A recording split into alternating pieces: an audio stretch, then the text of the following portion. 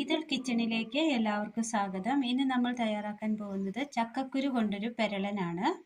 അതിനായി ചക്കക്കുരു ക്ലീൻ ചെയ്ത് വീതിയിൽ അരിഞ്ഞെടുത്തത്, സബോള നീളത്തിൽ അരിഞ്ഞത്, ക്യാരറ്റ് ചെറുതായി അരിഞ്ഞതിന് ശേഷം വീതിയിൽ അരിഞ്ഞെടുത്തത്, തക്കാളി അല്പം നീളത്തിൽ അരിഞ്ഞത്.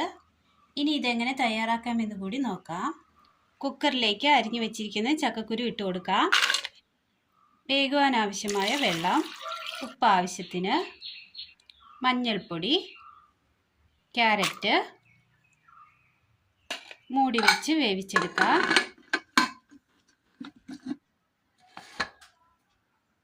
അടുപ്പത്തൊരു പാൻ വെച്ച് കൊടുത്ത് അല്പം എണ്ണ ഒഴിച്ചു കൊടുക്കാം. സബോള,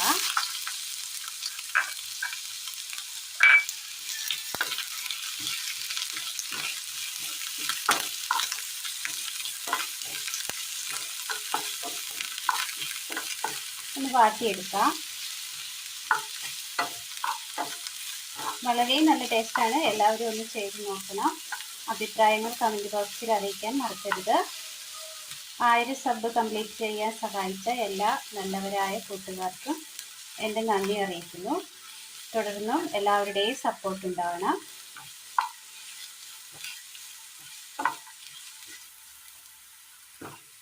ഉള്ളി ഒന്ന് ചെറുതായി വാടി കിട്ടിയിട്ടുണ്ട്. ഇതിലേക്ക് അരിഞ്ഞു വെച്ചിരിക്കുന്ന തക്കാളി കൂടി ചേർത്ത് കൊടുക്കാം.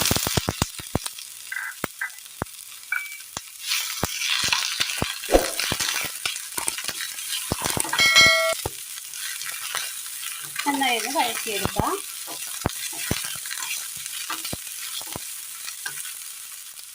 തക്കാളിയുടെ പച്ചമണം എല്ലാം ഒന്ന് മാറി വന്നിട്ടുണ്ട്.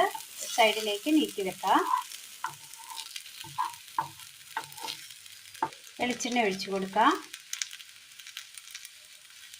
ചൂടായ എണ്ണയിലേക്ക് കടുകിട്ട് കൊടുക്കാം.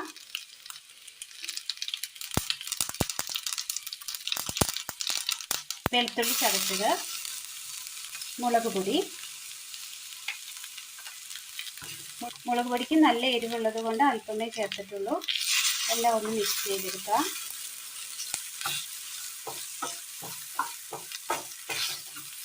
എരിവിന് ആവശ്യമായ മുളക് പൊടി ചേർക്കാവുന്നതാണ്.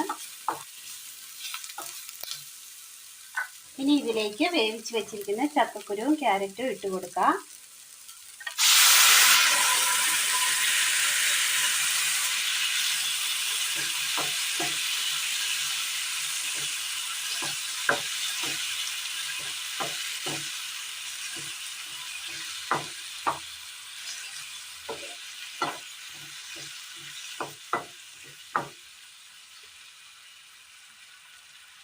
വെള്ളം ഒന്ന് വറ്റി വരട്ടെ. ചക്കക്കുരുവിലെ വെള്ളമെല്ലാം അങ്ങനെ വറ്റി വന്നിട്ടുണ്ട്. ഇനി ഇതിലേക്ക് വാളംപുളി വെള്ളം പിഴിഞ്ഞത് 1 സ്പൂൺ ഒഴിച്ചു കൊടുക്കാം.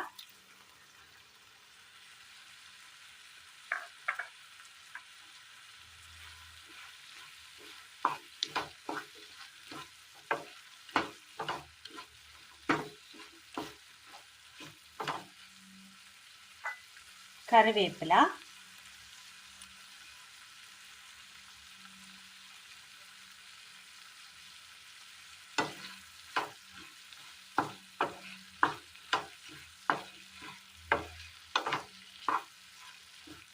നല്ല ടേസ്റ്റാണ്. എല്ലാവരും ഒന്ന് ചെയ്ത് നോക്കി അഭിപ്രായം അറിയിക്കണേ.